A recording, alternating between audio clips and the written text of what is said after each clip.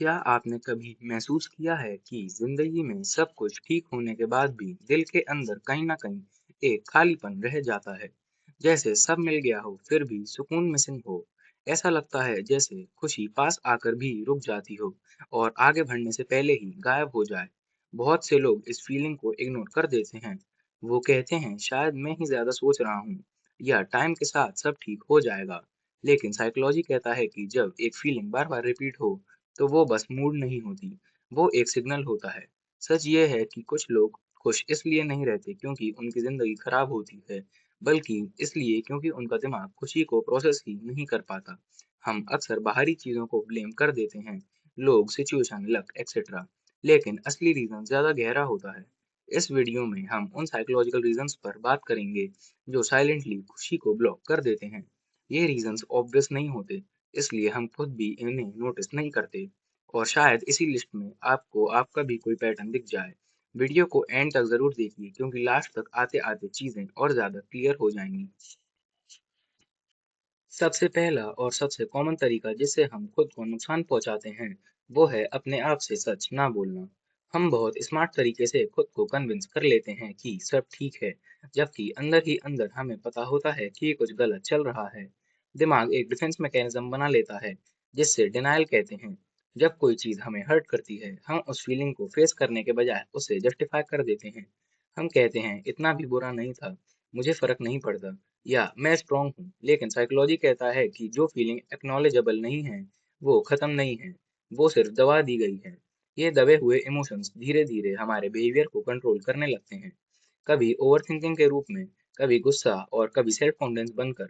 और हमें लगता है कि हर प्रॉब्लम बाहर है, जबकि असल में प्रॉब्लम अंदर चल रही होती है। जब तक हम खुद से ऑनेस्टली ये एक्सेप्ट नहीं करते कि हाँ मुझे तकलीफ हो रही है, हाँ मुझे डर लगता है, तब तक हीलिंग स्टार्ट ही नहीं होती। सच को इग्नोर करना टेम्परेरीली रिलीफ देता है, लेकिन लॉन्ग टर्म में ये हमें इमोशनली वीक बना देता है, बिना हमें रियलाइज हुए। दूसरा बड़ा तरीका जिससे हम खुद के सबसे बड़े दुश्मन बन जाते हैं, वो है अपनी वैल्यू को हमेशा दूसरों से कंपेयर करना। हम अक्सर ये भूल जाते हैं कि कंपैरिजन कभी भी फेयर नहीं होता, फिर भी हम रोज ये करते हैं, बिना सोचे समझे। सोशल मीडिया खोलते ही किसी और की सक्सेस, लाइफस्टाइल, कॉन्फिडेंस या हैप्पीनेस देखकर हम अपने आप को कम समझने लगते हैं। साइकोलॉजी के हिसाब से जब हम अपनी वर्थ को दूसरों के स्टैंडर्ड से मेजर करते हैं, तो हम अपनी इंडिविजुअलिटी खो देते हैं। हर इंसान का बैकग्राउंड, स्ट्रगल, टाइमिंग, कैपेसिटी अलग होती है, लेकिन हम सिर्फ रिजल्ट देखते हैं, प्रोसेस नहीं।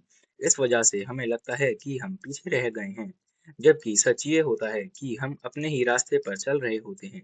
ये कॉन्स्टेंट कंपैरिजन धीरे धीरे सेल्फ डाउट्स को जन्म देता है। हम अपने अचीवमेंट्स को छोटा समझने लगते हैं और अपनी वीकनेसेस को बड़ा चढ़ाकर देखते हैं। इसका सबसे डेंजरस इफेक्ट ये होता है कि हम कभी सेटिस्फाइड ही नहीं होते, चाहे हम कितना भी अचीव कर लें। जब तक हम ये नहीं समझते कि मेरी जर्नी मेरी होती है, तब तक कंपैरिजन हमारी खुशी को चुपचाप खाता रहेगा। दूसरों से compete करना जिंदगी को इम्प्रूव नहीं करता, बल्कि अपनी ग्रोथ को इग्नोर करवा देता है।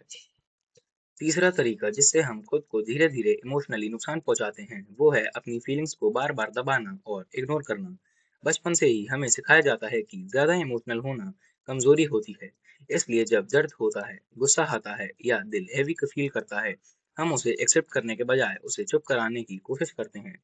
साइकोलॉजी कहता है कि इमोशंस को दबाना उन्हें खत्म नहीं करता, बल्कि उन्हें ज्यादा कॉम्प्लिकेटेड बना देता है। जब हम किसी फीलिंग को एक्सप्रेस नहीं करते, तो वो कहीं न कहीं हमारे बिहेवियर के थ्रू बाहर आती है।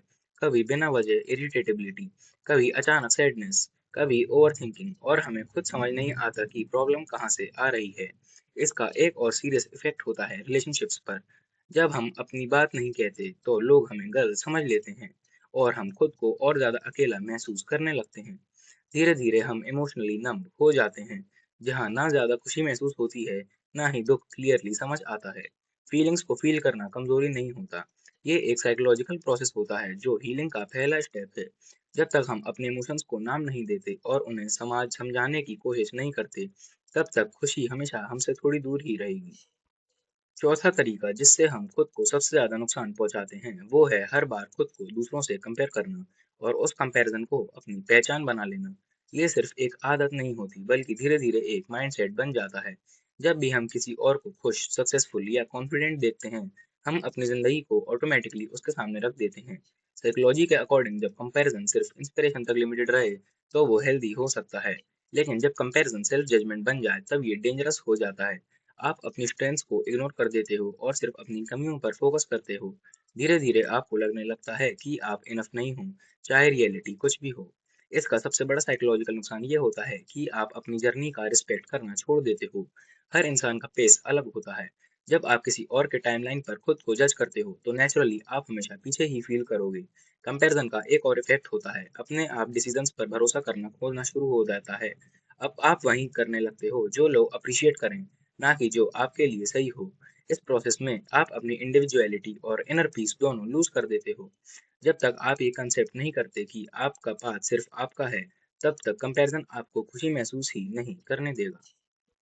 पांचवा रीजन जिससे हम खुद को अंदर से कमजोर बना लेते हैं, वो है अपनी सेल्फ वर्थ को दूसरों के अप्रूवल से जोड़ देना। हम अक्सर ये रियलाइज ही नहीं करते कि हम अपनी वैल्यू को कितना इजीली बाहर के लोगों के हाथ में दे देते हैं। अगर कोई तकलीफ करे तो हम खुद को अच्छा महसूस करते हैं, और अगर कोई इग्नोर या क्रिटिसाइज करे तो हमारा कॉन्फिडेंस तुरंत गिर जाता है। साइकोलॉजी के हिसाब से जब सेल्फ वर्थ एक्सटर्नल वैलिडेशन पर डिपेंड करने लगती है, तो इंसान इमोशनली अनस्टेबल हो जाता है। आपका मूड और सेल्फ इमेज लोगों के रिएक्शंस के साथ ऊपर नीचे होने लगता है। इसी वजह से आप अपनी रियल पर्सनैलिटी को छुपाने लगते हो, सिर्फ इसलिए ताकि लोग आपको एक्सेप्ट करें। इसका एक और नुकसान ये होता है कि आप बाउंड्रीज बनाना भूल जाते हो। आप नो कहना अवॉइड करते हो क्योंकि आपको डर होता है कि लोग बुरा मान जाएंगे। धीरे धीरे आप अपनी नीड्स और वैल्यूज को साइड में रख देते हो, और लोगों को खुश करना अपनी फर्स्ट प्रायोरिटी बना लेते हो। हेल्दी सेल्फ वर्थ का मतलब ये नहीं कि आप फीडबैक इग्नोर करो, बल्कि ये समझना है कि आपकी वैल्यू किसी के ओपिनियन से डिफाइन नहीं होती। जब आप अपनी वर्थ को अपने प्रिंसिपल्स, एफर्ट्स और इंटेंशंस से जोड़ते हो, तब ही आप इमोशनली स्ट्रांग बनते हो। अप्रूवल अच्छा लग सकता है, लेकिन जब वो जरूरत बन जाए, तो वही चीज आपको खुद से दूर कर देती है। छठा तरीका जिससे हम खुद को साइलेंटली नुकसान पहुंचाते हैं, वो है कंफर्ट जोन को अपनी सेफ्टी समझ लेना। कंफर्ट जोन हमें टेम्परेरी सुकून देता है, क्योंकि यहाँ सब कुछ प्रिडिक्टेबल होता है। कोई रिस्क नहीं, कोई अनसर्टेनिटी नहीं। लेकिन साइकोलॉजी के हिसाब से जो चीज़ आज सेफ लगती है, वही कल ग्रोथ का सबसे बड़ा ऑब्स्टिकल बन जाती है। जब हम सिर्फ वही चीज़ें करते हैं जो फेमिलियर होती हैं, तो हम अपने दिमाग को नए चैलेंजेस के लिए ट्रेन ही नहीं करते। धीरे धीरे हम अनसर्टेनिटी से डरने लगते हैं, और हर नई अपॉर्चुनिटी एक थ्रेट लगने लगती है। इसी वजह से हम पोटेंशियल होके होते हुए भी जिंदगी जीते रहते हैं, जो बस मैनेजेबल होती है, मीनिंगफुल नहीं।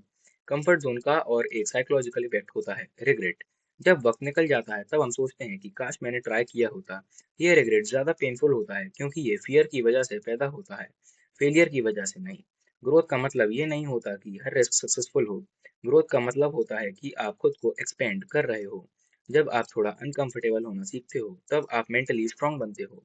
कंफर्ट जोन से बाहर निकलना मुश्किल होता है, लेकिन वही स्टेप आपको अंदर से ज्यादा कॉन्फिडेंट और अलाइव महसूस कराता है।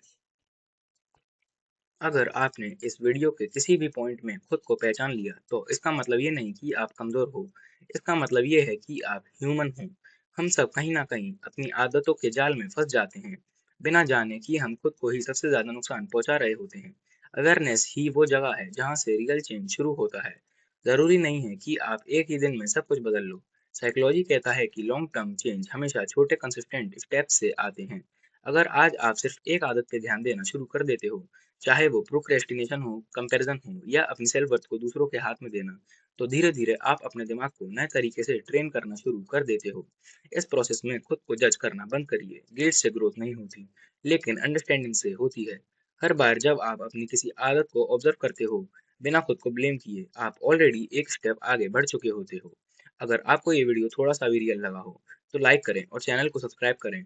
यहाँ हम सिर्फ बातें नहीं करते, हम दिमाग को समझाने की कोशिश करते हैं। याद रखिए, आपका सबसे बड़ा दुश्मन भी आप हो सकते हो, और सबसे बड़े प्रोटेक्टर भी। चॉइस आपके हाथों में ही होती है। अगर आपको वीडियो थोड़ा सा भी समझ या पसंद आया हो, तो वीडियो को लाइक कीजिए, चैनल को सब्सक्राइब कीजिए और कमेंट्स में बताइए कि आपको सबसे अच्छा पार्ट कौन सा लगा। Like, share and subscribe. Bye.